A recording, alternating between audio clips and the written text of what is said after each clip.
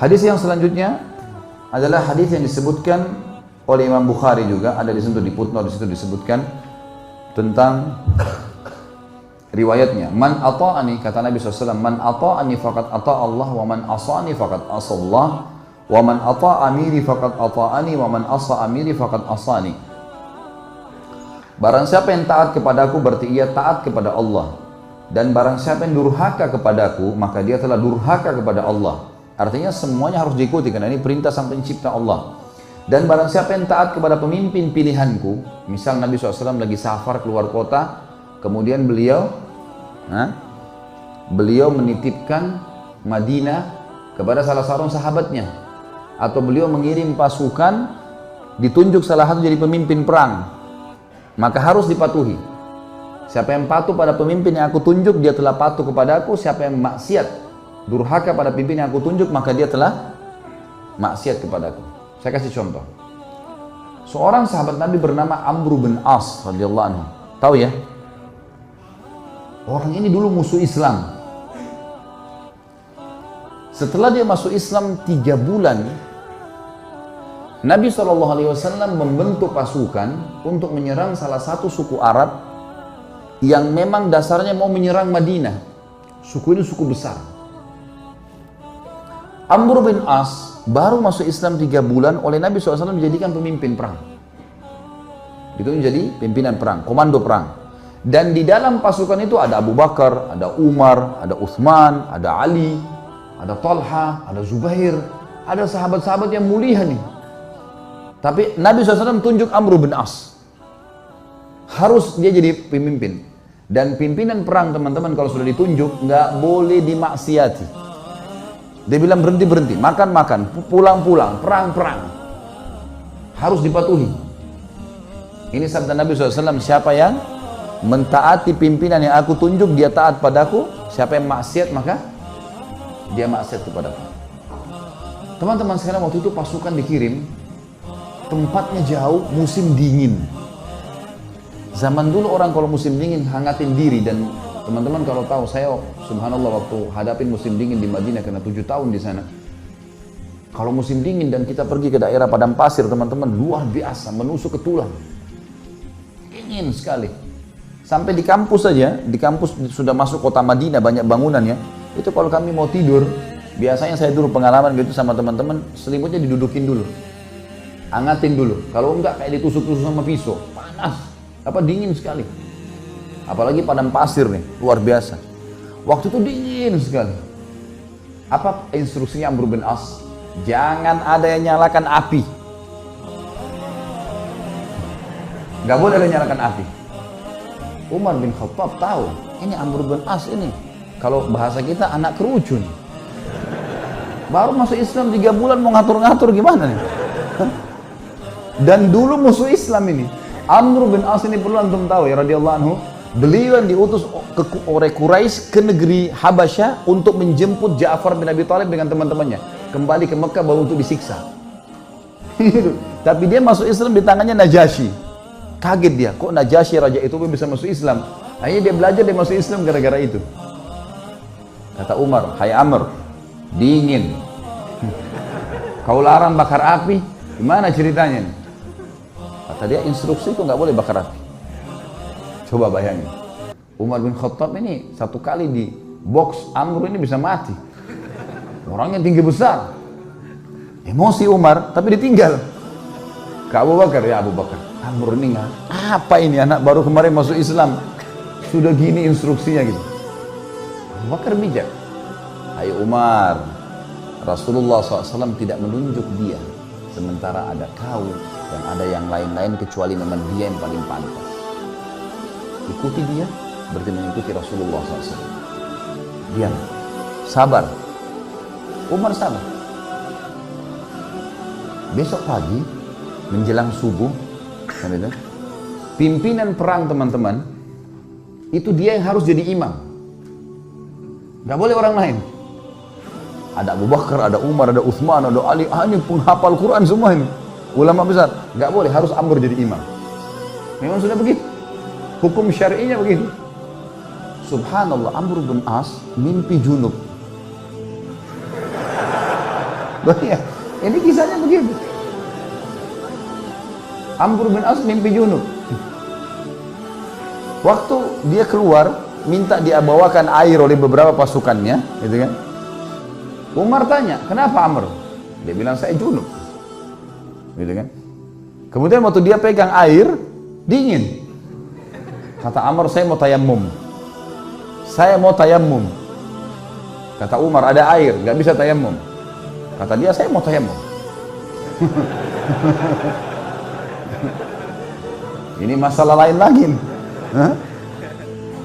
Tadi malam sudah buat orang kedinginan, sekarang masih ada air, tak mau tayammum. Ini orang baru masuk Islam, mu'allaf ini. Hah? Umar sudah jengkel nih. Abu Bakar lagi. Gimana nih Abu Bakar? Ingat. Ini utusan Rasulullah SAW. Jangan kau bantah. Baiklah. Jadi Amr bin As jadi imam mandi tayammum. Padahal ada air. Ini luar biasa. Ya. Sudah selesai sholat, kata Amr, saya takbir, serang. Takbir, serang. Memang ternyata pasukan ini, ini kelompok ini, ya, suku ini jumlahnya kalau mereka nyerang Madinah bisa mengalahin Madinah semuanya. Nanti kan kita tahu alasan-alasan Amr bin As dan bagaimana Nabi SAW membenarkan dia.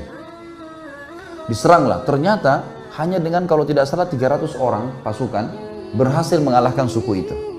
Dan Amr bin As mengatakan, ingat, setiap orang kalian harus berjalan sama temannya, nggak boleh pisah, bersebelahan terus, dia harus dampingi. Sekarang pilih teman masing-masing. Jadi dia 300 orang tuh pilih teman, selalu berdekatan, serang musuh berdua, nggak boleh pisahin. Jangan tinggalkan temannya kalau dia masih belum selesai duel atau berperang. Itu instruksinya, karena ini malam, gelap. Baik, pergilah ke sana, perang, dan berhasil menang. Kocar kacir nih suku nih, kocar kacir sukunya, lari semuanya. Para sahabat mengetahui mereka kocar kacir, dengan semangat serang, takbir, kejar. Kata Amr, tunggu. Ya, jangan ada yang nyerang sana. Tunggu di sini. Umar balik lagi. Hai Amr, musuh udah kalah. Tinggal kita kejar, tebas nih. Nggak bisa, instruksi tunggu sini. Tidak boleh kejar musuh. Kumpulin ghanimah yang ada sekarang, pulang Madinah. Tentu sahabat-sahabat yang lain yang didukung siapa kira-kira? Amr atau Umar? Umar. Karena mereka tahu siapa Umar gitu kan. Mereka juga tahu siapa Amr. Pikiran mereka ini Amr ini 3 bulan yang lalu perangin Islam. Ini musuh besarnya Islam ini dulu. Baiklah, pulang pasukan ke Madinah. Baru turun dari kuda, Umar langsung, ya Rasulullah, ini Amr buat begini. Tidak boleh nyalain api, kita lagi kedinginan. Malam-malam dia mandi junub, tidak pakai air, tayammum. Kemudian musuh kalah, kita dilarang pergi tangkap musuh. Padahal itu kan ghanimah. Musuh yang lari itu kalau ditangkap kan jadi hamba sahaya, bisa diperjualbelikan. Lalu Nabi SAW tanya di depan mereka semua, hai Amr, keluhan sudah sampai kepadaku, apa jawabanmu? Ya Rasulullah, pasukan suku yang kita serang ini adalah suku yang jumlahnya kalau semua berhasil menyerang Madinah keesokan harinya habis kita nih. Pasukan perang jumlahnya banyak. Kalau kita nyalain api, mereka tahu kita ada, habis 300 orang lawan sekian ribu, gimana caranya? Kata Nabi SAW, benar. Lihat, Nabi SAW tidak salah memilih pemimpin. Nabi bukan orang bodoh. Wahyu dari langit nih. Yang kedua, kenapa kau mandi junub dengan tayammum? Ya Rasulullah, airnya seperti es. Kalau saya mandi, saya bisa sakit, mati. Saya pemimpin. Kalau saya sakit, saya pemimpin perang. Instruksi Anda, saya pemimpin. Nggak bisa, udara dingin di padang pasir. Maka saya tayammum. Kata Nabi SAW, kau benar. Umar yang tadinya marah, redam. Yang ketiga, kenapa kau biarin orang pergi, nggak ditangkapin? Ya Rasulullah, 300 orang.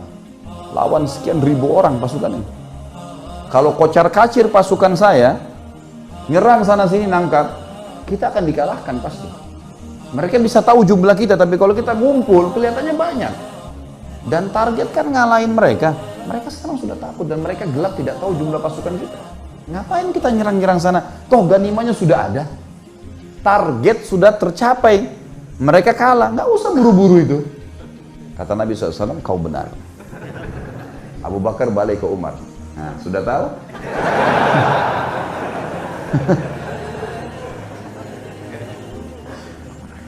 Jadi teman-teman sekalian, jangan sampai terlintas di benak antum kalau Nabi SAW ada yang beliau tidak tahu. Ini Nabi SAW ini yang kita tidak tahu beliau sudah tahu. Bukan cuma di sini, di surga sudah diperlihatkan. Bodohnya sebagian orang menganggap baginda Nabi SAW masih ada yang belum ditahu. Makanya mereka buat-buat ibadah yang tidak diperintahin. Tangkap nggak poin ini? Ini penting sekali. Kalau antum masih melakukan perbuatan bidah yang antum anggap boleh, berarti antum menganggap Nabi SAW masih ada yang belum diketahui oleh beliau. Padahal tuntunannya sudah jelas. Innal halala bayyin wa innal harama bayyin. Ingat kata Nabi SAW, yang halal sudah jelas, yang haram sudah jelas. Wa bainahuma umurum mushtabihat. Di antaranya ada hal-hal yang samar. Siapa yang menyelamatkan dirinya dari hal yang samar-samar, faqad istabra li dini wa dunyah. Dia telah menyelamatkan kesucian agamanya dan dunianya. Wa man waqa'a fi syubhat faqad waqa'a fil haram. Siapa yang sengaja jurumuskan dirinya pada yang syubhat, haram atau enggak ya? Enggak apa-apa deh. Maka faqad waqa'a fil haram. Dia telah jurumuskan dirinya pada yang haram. Artinya enggak ada tengah-tengahnya. Halal atau haram? Syubhat berarti haram. Jelas agama Allah. Orang yang jerumuskan dirinya pada yang syubhat berarti adalah haram, seperti pengembala domba yang membawa domba-dombanya ke ladang yang luas, rumputnya lebih tinggi dari domba-dombanya dan dia tidak tahu domba mana yang dicuri oleh serigala. Kita nggak tahu halal atau enggak, lalu kita jerumuskan diri untuk apa? Jadi agama sudah sempurna, nggak butuh tambahan-tambahan. Banyak hal yang membuat umat Islam sekarang berselisih teman-teman, tapi poin intinya kata ulama adalah mereka semua mengaku kembali kepada Al-Quran dan Sunnah. Semua, orang liberal pun yang mengatakan Quran harus direvisi, boleh nikah lintas agama, semua orang agama masuk surga. Banyak syubhat yang mereka lemparkan. Mereka juga mengaku, kami juga kembali kepada Al-Quran dan Sunnah. Tapi Al-Quran yang tidak sesuai dengan akal kami, tidak relevan, kami ganti. Tolak, harus direvisi. Hadis Nabi yang tidak masuk di akal, seperti lalat yang dicelupkan di air, susu kemudian bisa jatuh racunnya, bisa ngobatin, tak masuk di akal. Mereka tolak gitu kan. Semua mengaku berlandaskan Al-Quran dan Sunnah. Tetapi yang membuat mereka menyimpang adalah mereka tidak mengikuti pemahaman salaful ummah. Siapa itu? Sahabat. Mereka anggap ngikutin sahabat itu kuno. Di zaman Nabi SAW itu ya zaman Nabi, zaman sekarang beda, harus diubah. Dan itu yang dikembangkan oleh Kemal Atatürk di Turki. Sampai mengatakan ada istilah Islam Arab, Islam Turki, Islam Persia. Sekarang Indonesia kan baru kena penyakit itu, Islam Nusantara. Zaman dulu sudah ada nih. Sampai Kemal Atatürk ganti azan dalam bahasa Turki. Lama-lama azan dalam bahasa daerah kita nih. Diubah semuanya, agama Allah nih. Ini bahaya sekali teman-teman sekalian. Makanya memahami Al-Quran dan Sunnah harus sesuai dengan pemahaman salaful ummah atau sahabat. Pegang baik-baik hadis ini teman-teman. Kalau ini antum jadikan pondasi hidup, pegangan hidup, antum akan selalu aman. Ini jaminan, tiket dari Nabi SAW untuk siapapun yang bersyahadat sampai hari kiamat. Kata beliau, Yahudi terpecah menjadi 71 golongan, Nasrani 72 dan umatku 73. Yang 73 yang dibahas. Semuanya lewat neraka dulu. Nanti masuk surga, tapi lewat neraka dulu. Dibersihin dulu dosa-dosanya. Kecuali satu.